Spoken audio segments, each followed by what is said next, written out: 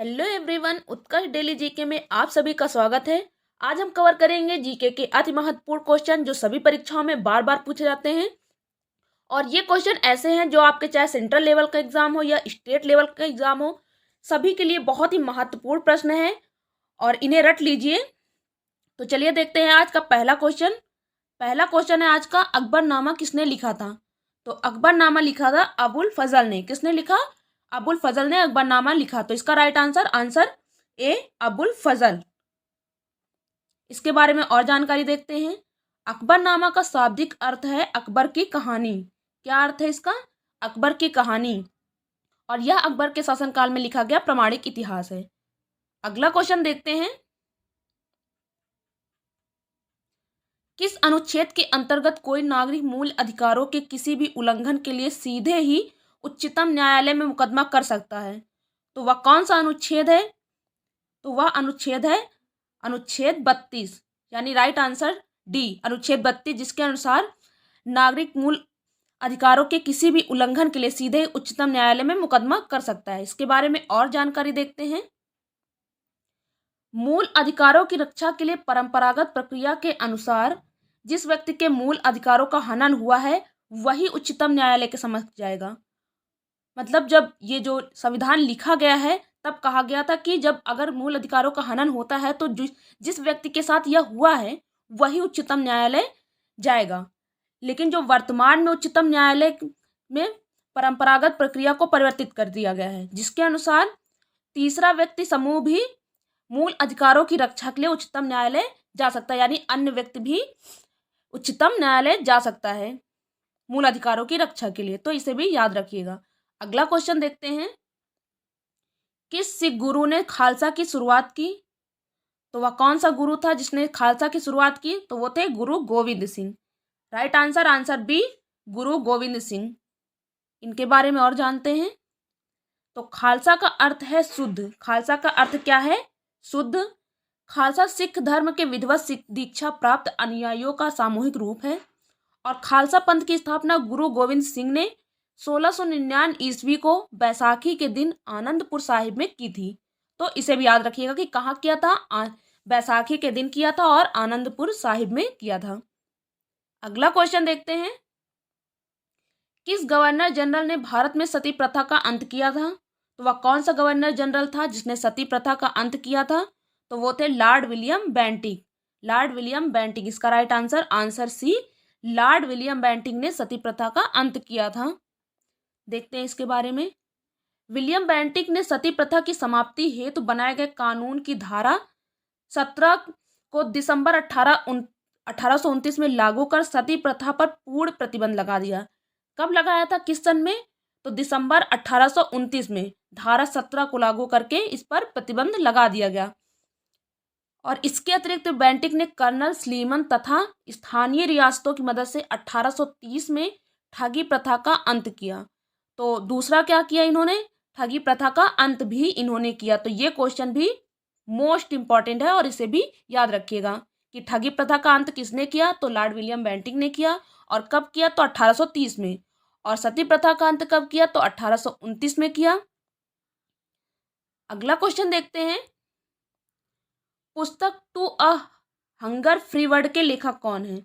तो to a hunger free world के लेखक हैं एम.एस. स्वामीनाथन। कौन है? एम.एस. स्वामीनाथन। हमारा right answer C, M S. Swaminathan है to a hunger free world के लेखक। इसे भी याद रखिएगा। और इनके बारे में देखते हैं। तो इस पुस्तक का प्रथम संस्करण 2009 में प्रकाशित हुआ। तो प्रथम संस्करण कब आया था इसका? 2009 में। एम.एस. स्वामीनाथन को हरित क्रांति का जनक कहा जाता है। मोस्ट इंपॉर्टेंट क्वेश्चन है ये जरूर याद रखिएगा। और एग्जाम में बहुत बार क्वेश्चन आया हुआ है कि हरित क्रांति का जनक किसे कहा जाता है? तो एम.एस. स्वामीनाथन को। इसे याद रखिएगा। अगला क्वेश्चन देखते हैं। भूकंप का अध्ययन करने वाले को किस नाम से जाना जाता है? तो भूकंप का अध्ययन करने वाले को सिस्मोलॉजिस्ट के नाम से जाना जाता है। किस नाम से? सिस्मोलॉजिस्ट के नाम से जाना जाता है जो भूकंप का अध्ययन करते हैं। तो इसे याद रखिएगा। अगला क्वेश्चन देखते हैं। कोंकण रेलवे निम्न में से किन राज्यों से होकर निकलती है?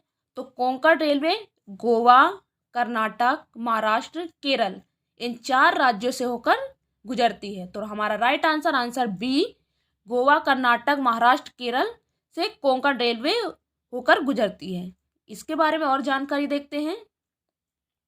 कोंकण रेलवे महाराष्ट्र, गोवा, केरल और कर्नाटक राज्यों को जोड़ती है और इसका मुख्यालय है नवी मुंबई। इसका मुख्यालय कहाँ पे है कोंकण रेलवे का? तो नवी मुंबई में। और कोंकण परियोजना के अंतर्गत रोहा, महाराष्ट्र, मंगलौर, कर्नाटक के मध्य 760 किलोमीटर रेल पटरियां बिछाई गई हैं। कितने किलोमीटर के एरिया में बिछाई गई पटरियां? तो 760 किलोमीटर के एरिया में रेल पटरियां बिछाई गई हैं। इसे भी याद रखिएगा और इसका मुख्यालय भी याद रखिएगा कहाँ पे है? नवी मुंबई, कोंकण रेलवे का। अगला क्वेश्चन देखते हैं। निम्नलिखित में से किस देश की भारत के साथ सबसे लंबी अंतर्राष्ट्रीय सीमा है?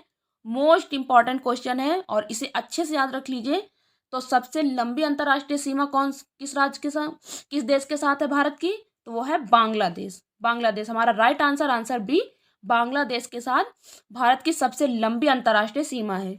इसके बारे में और जानकारी देखते हैं। तो बांग्लादेश भारत के साथ सबसे लंबी अंतर्राष्ट्रीय सीमा और उसकी लंबाई कितनी है? 4096 किलोमीटर। कितना? 4096 किलोमीटर का विस्तार है इसका सीमा विस्तार। और सबसे छोटी सीमा किसके साथ साझा करता है भारत? तो वो है अफगानिस्तान। अफगानिस्तान के साथ भारत का सबसे कम सीमा विस्तार है और इसका किलोमीटर का दायरा कितना है? 106 किलोमीटर। तो इसे जरूर याद रखिएगा। ये सबसे बड़ी अंतर्राष्ट्रीय सीमा कौन सी और किलोमीटर कितना है इसका? कितने किलोमीटर के एरिया में है? तो 4096 और सबसे कम है तो अफगानिस्तान के साथ है और इसका है 106 किलोमीटर। तो दोनों को याद रखिएगा। अगला क्वेश्चन देखते हैं। निम्नलिखित में से कौन कृष्णा नदी की सहायक नदी नहीं है? तो कृष्णा नदी की सहायक नदी कौन सी नहीं है? तो वो है गोदावरी। इसका right answer answer D, Godavari है जो कृष्णा नदी की सहायक नदी नहीं है। अगर आपको क्वेश्चन पसंद आ रहे हो तो प्लीज़ चैनल को शेयर कर दीजिए और लाइक और सब्सक्राइब भी कर दीजिए। इसके बारे में और जानकारी देखते हैं। कृष्णा नदी की सहायक नदियाँ कौन कौन सी हैं? तो कृष्णा नदी की सहायक नदियाँ देख लेते हैं। तुंगभद्रा, भीमा, कोयना, यरला, वर्णा, पंचगंगा, दूधगंगा, घाटप्रभा, मालप्रभा, हंगरी और मूसी। ये कृष्णा नदी की सहायक नदियाँ हैं, तो इन्हें भी अच्छे से याद कर लीजिए। अगला क्वेश्चन देखते हैं। इलेक्ट्रॉन की खोज किसने की? तो इलेक्ट्रॉन की खोज की है जे थॉमसन ने। किसने किया है? जे थॉमसन ने। Right answer answer B, J Thomson. अगला क्वेश्चन देखते हैं। निम्नलिखित रोगों में से कौन सा रोग फफूंद या फंगस के कारण होता है? तो फफूंद और फंगस के कारण वो होने वाला रोग कौन सा है? तो इसका राइट आंसर होगा आंसर डी, दाद। राइट आंसर आंसर डी, दाद के द्वारा दाद होता है, फंगस या फफूंद के द्वारा होता है। और इसके जो फंगस और फफूंद के द्वारा अन्य कौन कौन से रोग होते हैं तो वो भी देख लेते हैं। तो फंगस द्वारा होने वाले अन्य रोग हैं एथलीट फुट, मधुरा फुट, मेनिंजाइटिस, खाज, दमा, स्पर्जिलेसिस। और इसमें मैंने शॉर्ट ट्रिक भी बनाई है जो शॉर्ट वीडियो में है। तो अगर आपको चाहिए शॉर्ट ट्रिक और शॉर्ट वीडियो तो वो आप चैनल पे एक बार देख लीजिएगा। अगला क्वेश्चन देखते हैं। मनुष्य में पित्त का उत्पादन किस अंग में होता है? तो मनुष्य में पित्त का अंग उत्पादन होता है यकृत में। ये क्वेश्चन बहुत इंपॉर्टेंट है और अक्सर गलत हो जाता है।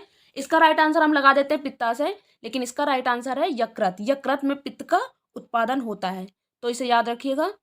इसके बारे में और जानकारी देखते हैं। पित्त अपनी उपस्थिति में एंजाइमों की क्रिया को तीव्र कर देता है। और पित्ताशय जो है नाशपाती के आकार की थैली होती है। पित्ताशय किस आकार का होता है? नाशपाती के आकार की एक थैली होती है जिसमें यकृत से निकलने वाला पित्त जमा रहता है।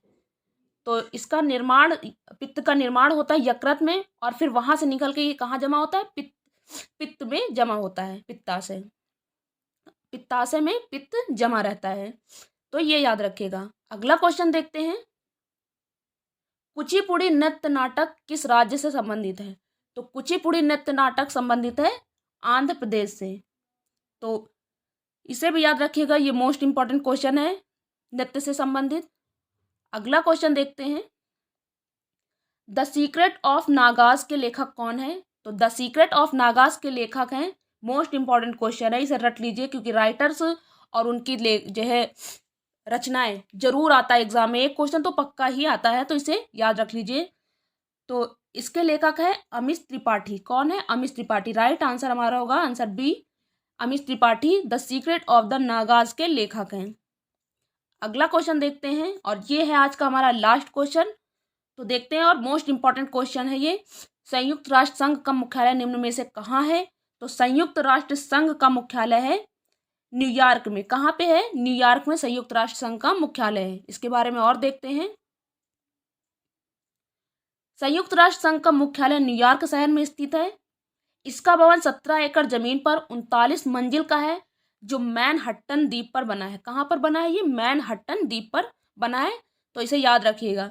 तो ये रहे आज के टॉप क्वेश्चन जो सभी परीक्षाओं में पूछे जाते हैं, चाहे वो स्टेट लेवल का हो चाहे सेंट्रल लेवल का हो।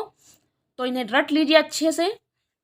अगर आपको क्वेश्चन पसंद आए हो तो प्लीज़ चैनल को सब्सक्राइब कर दीजिए और शेयर कर दीजिए और बेल आइकन पर प्रेस करना ना भूलें, ताकि आगे आने वाली नोटिफिकेशन आपको जल्द से जल्द प्राप्त हो और आपसे कोई भी वीडियो मिस ना हो। धन्यवाद।